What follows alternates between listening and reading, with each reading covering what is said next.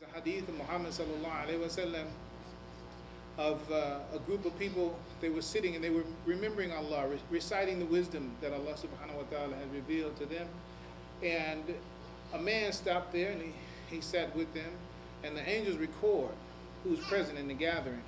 And so they went to report what they had recorded to Allah, even though Allah already knows.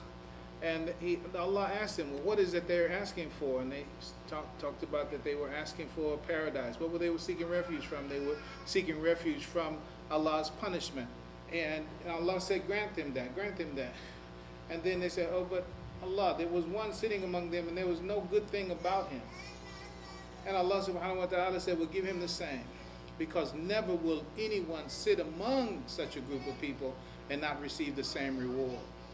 So just sitting in the group that is doing it, I mean, it transcends your own personal behavior. It transcends your own personal wrongdoing and your own needs for mercy and forgiveness, because Allah subhanahu wa ta'ala gives it to everyone present in the group. So we're blessed. We're blessed just being here together. But dhikr also means to remind. Dhikr means to remind, to think.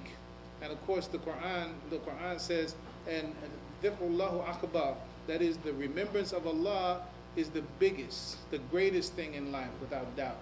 So we're here remembering Allah, but we also have to remember, what is our purpose as Muslims? As Muslims, what is our purpose? Allah subhanahu wa ta'ala, He says, وَلْتَكُمْ مِنْكُمْ عُمَّةً يَدْعُونَ إِلَى الْخَيْرِ تَعْمَرُونَ بِالْمَعْرُوفِ وَتَنْحَوْنَ عَنِ الْمُنْكَرِ وَتُؤْمِنُونَ بِاللَّهِ أُولَٰئِكَ هُمُ الْمُفْلِحُونَ. He says that it said, let there arise out of you an ummah. And that word is very, very, very, very important. We so easily use these words. We say ummah, but oftentimes we haven't thought it out as much as we should, and we have not, how can you say, operationalized our understanding of that word. And I hope to try to help do that tonight. But let there arise out of you an ummah. So we have an obligation from Allah subhanahu wa ta'ala to build ummah. To build ummah. One simple translation of this term ummah is nation. Another more simple translation, community. But ummah is bigger than nation, and ummah is bigger than community in its meaning.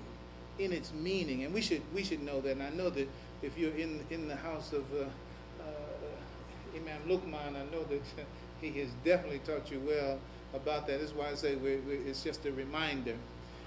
But this ummah, another translation of this word ummah is culture. Another translation of this word ummah is culture. Now, culture functions. That is the way that how culture affects people. It affects society like the womb affects the zygote, like the womb affects the egg in the womb. The womb provides an environment for the fetus to grow, for the baby to grow, for it to evolve, to come out and become like these many babies that we see here tonight. Well, Allah subhanahu wa ta'ala is telling us we are supposed to build a womb. We're supposed to build a womb that produces Muslims naturally. We're supposed to build a culture that naturally produces Muslims. So when Allah orders us, وَلْتَكُمْ مِنْكُمْ عُمَّةً, He said, let there arise out of you a band of people, it says. But I'm trying to point out to you that more specifically, you're to build an ummah, you're to build a culture. Now, why do I want to focus on that right now? Because don't underestimate your being here tonight and family night. This gathering, this regular gathering, is a very, very, very powerful and important step towards establishing that ummah. And that means when Allah says, "Well, takum minkum ummah," He said that's your reason for being. That is your if you're not building ummah and you're Muslim, you're disobeying Allah. Because Allah has ordered us to build ummah. It's not about having a nice car. It's not about having living in the right zip code. It's not about wearing the right kind of most fashionable clothes and the like. That's not the focus for a Muslim. The focus for a Muslim is building ummah. So how do we build this ummah? How do we build this ummah? Many of you heard, I know the older among you, and for the young people, alhamdulillah, we are really honored by your presence. We thank you for being with us, for taking time out of your life and away from your PS2s and other things to spend time with us, because we need you. We need you to give us your energy, give us your time, and give us hope for our future, because our future hope is in you, because we're going to be gone and you're going to be here. When you get to where I am, some of you young people now, when you get to where I am right now, I doubt if I will be living. Okay? And what would that mean? That would mean that it would be on you as a responsibility to carry on the work that we're starting right now in this day and time. So this culture, it said that family is the cornerstone. Family is the cornerstone of civilization. Family is the cornerstone of civilization. So civilization, another word for civilization is culture. Another word for civilization is culture. So when we have family night, family night is like putting one of the bricks into the structure of our culture. It's one of the parts that are needed to establish ummah. It is the beginning for the establishment of civilization. It is a sign of obedience to Allah subhanahu wa ta'ala to do this very thing. And Muhammad, I see the food there, so I'm not going to be talking a whole lot longer. But the Prophet sallallahu alaihi wasallam, he said, eat together, because the blessing is in the company. Eat together, because the blessing is in the company.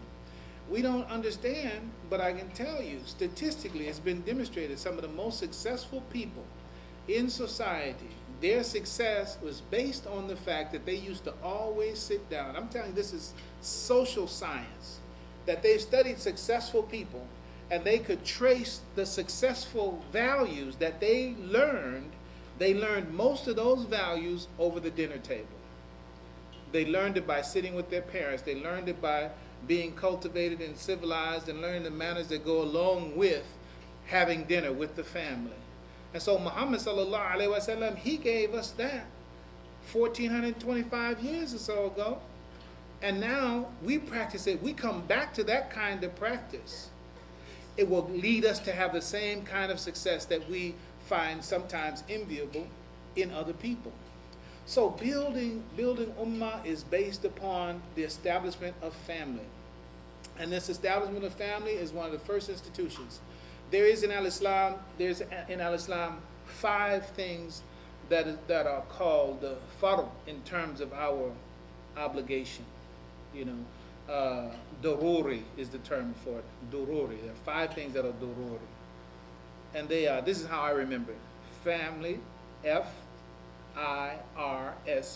5 things. F-I-R-S-P.